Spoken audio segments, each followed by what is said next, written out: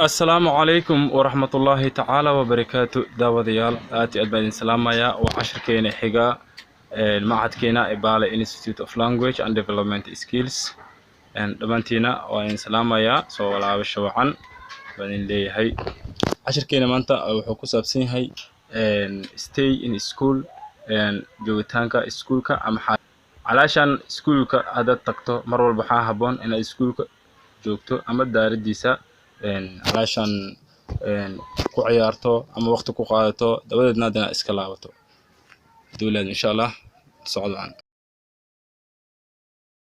Kamal was in class 1. Kamal wuxuu dhiganayay fasalka koowaad. He was a pupil in Kismayo Primary School. Wuxuu arday ka ahaa dugsiga hoose dhexe ee Kismayo. One day hal maalin he was coming from school. Wuxuu ka socday iskuulka ama dugsiga. He met two boys. Wuxuu la kulmay laba wiilal.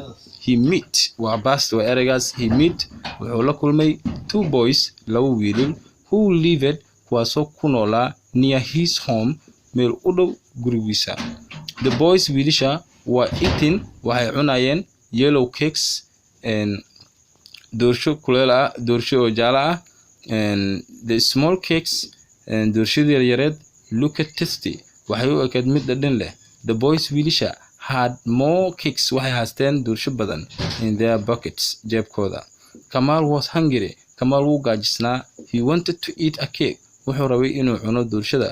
He asked the boys wuxuu weydiiyay wiilasha to give him inay siiyaan one cake hal doorshe. Buy your own cake. Soo gado ama soo iibso doorshahaaga aad ku khaaska ah ayaa lagu yiri. Shouted the boys ay wiilasha ku qayliyeen. I do not work ma shaqeeye. I have no money lacagna milihi said Kamal ayaa dhahay Kamal. Come and pick coffee with us tomorrow. Come kale and pick coffee with us. Qaxwana la soo qaad tomorrow beri.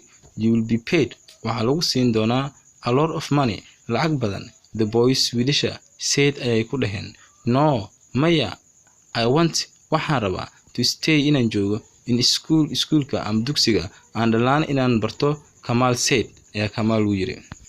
casharkeeni halkaas buu ku egyahay. fadlan subscribe sar YouTube kan hadduu ku qanciyay like na sar share garay si asxaabtaadana kula bartaan macadkaani. mahadsanidin.